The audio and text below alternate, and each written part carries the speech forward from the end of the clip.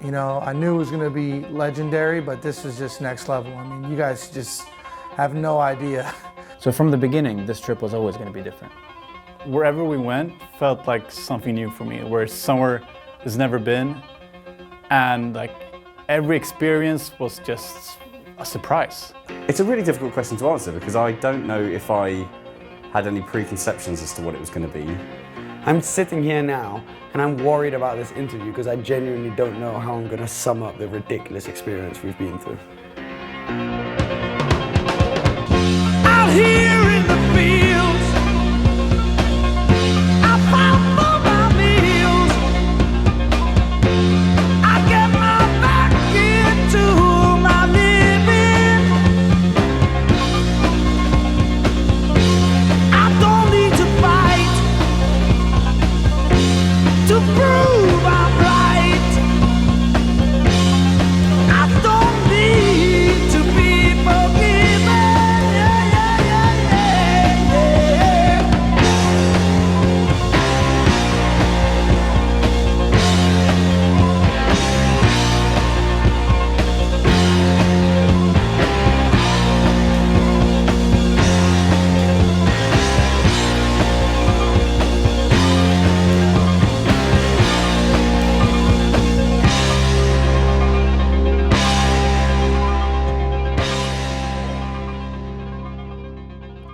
Arriving in Jeddah was tough for me because I literally just got in off a 6-hour flight, had left in the evening, arrived in the morning, I'd slept 2 hours, and I arrived and they were like, yeah, straight in the car, like 6-hour drive.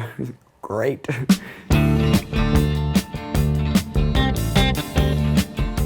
The tour was on, straight away, no rest. You get a shiver in the dark, it's raining in the park, but meantime. From literally an hour into the trip, I realized that this was going to be something truly special. Do you know where we are now? No clue. No idea. Yeah. I just keep getting in the car, falling asleep and waking up at petrol station. Let's go! Feel alright when you hear the music ring.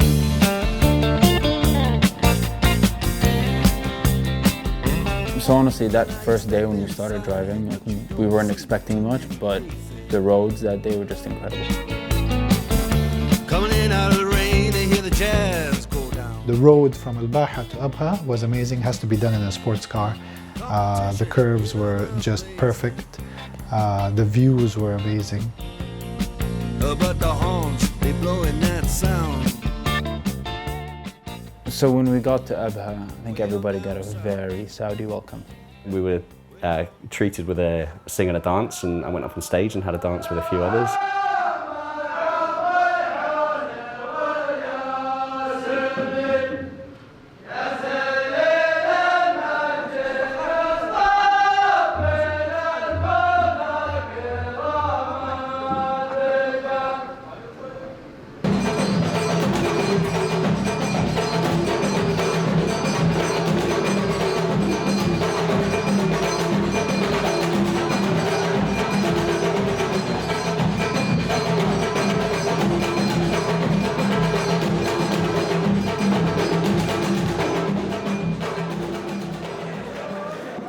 And they came through and gave us an absolutely beautiful show.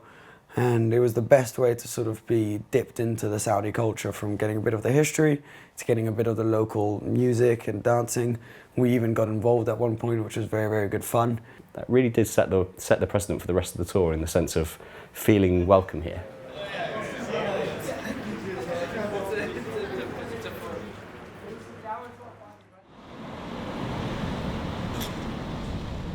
Good morning. Been up since 6. It's a beautiful day to have a beautiful day. Day 2 of the desert tour, or is it day 3? We can just do day 1, bro. It's day 1. Let's do day 1. I'm day 1. I'm the easiest guy to find since 1987, bro.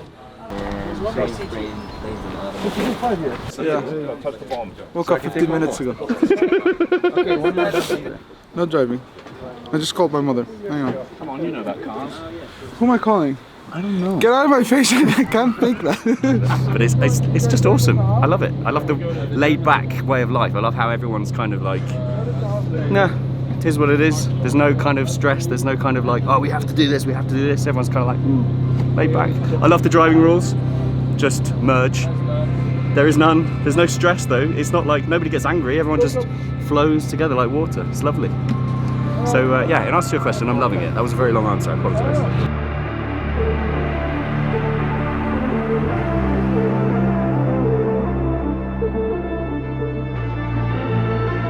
So our first stop that day was Galag, which is something that I only heard about, but I really, really wanted to see it.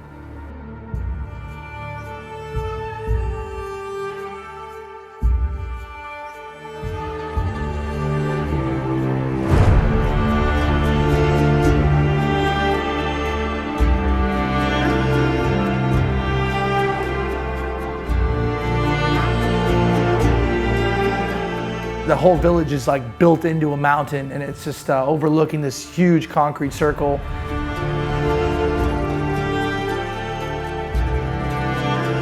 There are houses that we walked in and staircases that we walked up that are older in some parts of London.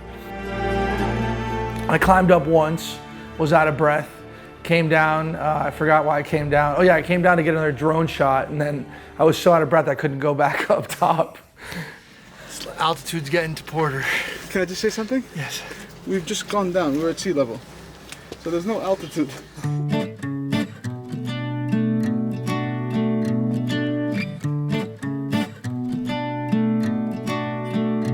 Said it's all in the fable. How it's supposed to go down. Yeah, you may feel unstable. So our lunch stop was this natural reserve. There were tents set up, and all around us was just pure greenery.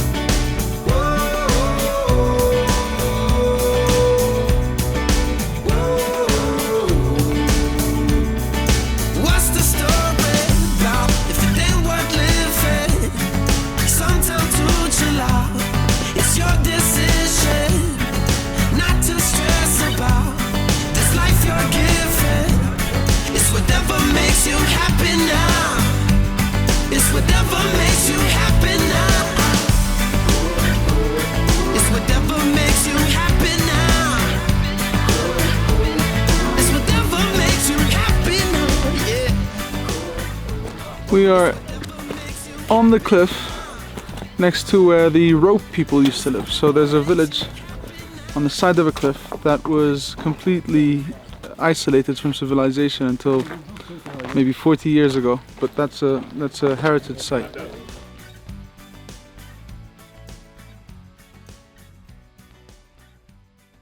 After a couple of days, people got a little too comfortable with the situation, so we decided that day was going to be the day we go into the desert and take people out of their comfort zones.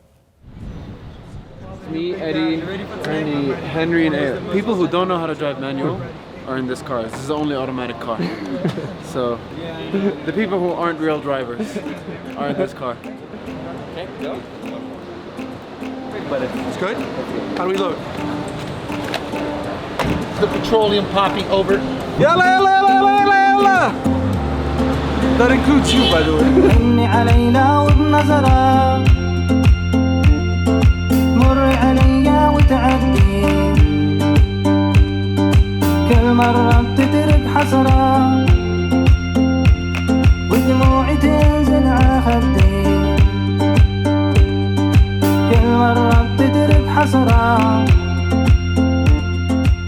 So what are we doing today? We're going right into the desert. No reception, nothing. Love it. No content. Yes. Well, this is desert, but that's a different kind of desert. That's all sand and dunes and yeah. So about 200 kilometers. It's gonna be fun to kind of see every kind of terrain because we're going all around. So we're gonna see some sand, we're gonna see beaches, we're gonna see everything. It's gonna be like a roller coaster. Up and down and up and down and up and down. No, don't touch me! Don't touch me! No, he's left, I'm going, dude, I have to go automatic.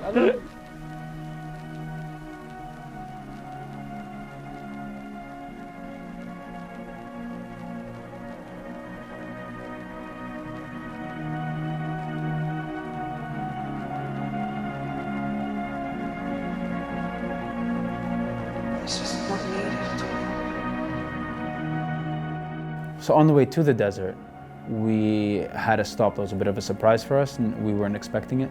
We got there just as the sun had gone down. It was perfect timing, really dramatic scenery. This was the capital of Kinda Kingdom. Kinda Kingdom started from the 4th century BC to the 4th century AD. We're going to visit. First is the market, the tombs, those ones there, and then we're going to go underneath to see some of the graves underground.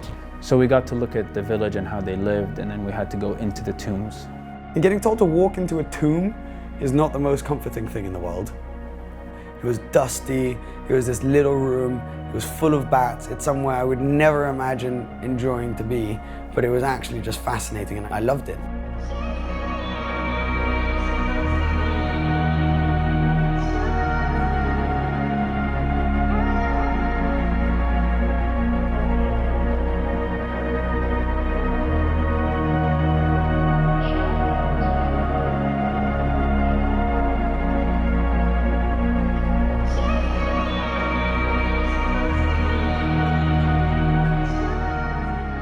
And that really stuck with me. That was a kind of quite a powerful thing. You know, there aren't many places in the world now where you can stand and look from horizon to horizon and see exactly the same view that would have been seen by our ancestors that lived there 5, 6, 7,000 years ago. So yeah, that was, the more I think about that, the more it kind of blows my mind. But it's, yeah, incredible place, really, really special.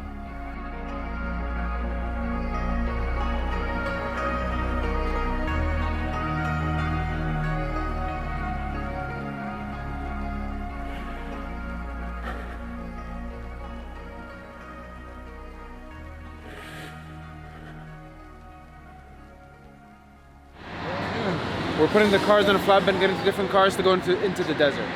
Sleeping under the stars, no technology, nothing. I have no idea what's gonna happen, so I'm just gonna go and enjoy. Okay, so it's 6:15 in the evening, completely dark. We've just loaded up the cars that we picked up only this morning onto these trailers, and we've now got a fleet of lovely Toyotas and Nissans that are going to take us into the desert. Now I'm really ready to sleep.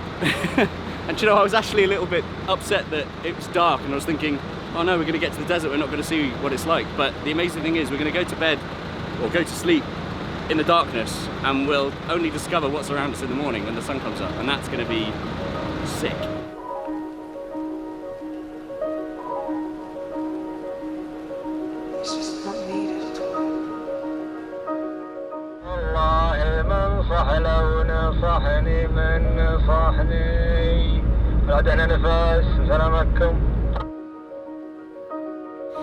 So we've driven for what, an hour? Maybe not even an hour so far, and we're just deflating tyres. They're doing it properly as well. They're taking the whole valve out of the tyre rather than just deflating with a bit of a stick. The whole valve's coming out, so we're letting the air out. That means we get a bit more surface area on the bottom of the tyres, a bit more grip, because right now we're on kind of coarse, gravelly sand, but I have a feeling over in that direction it's going to get a lot softer. So yeah, less air means more grip, means we get to our destination.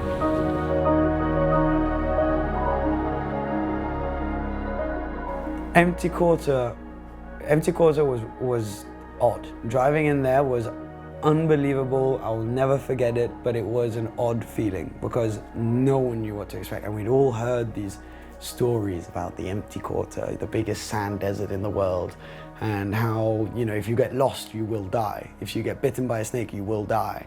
If you get stung by a scorpion, you will die. If your car breaks down, you will die. And we ended up thinking, like, in what scenario do we not die? Why are we going into this field of death?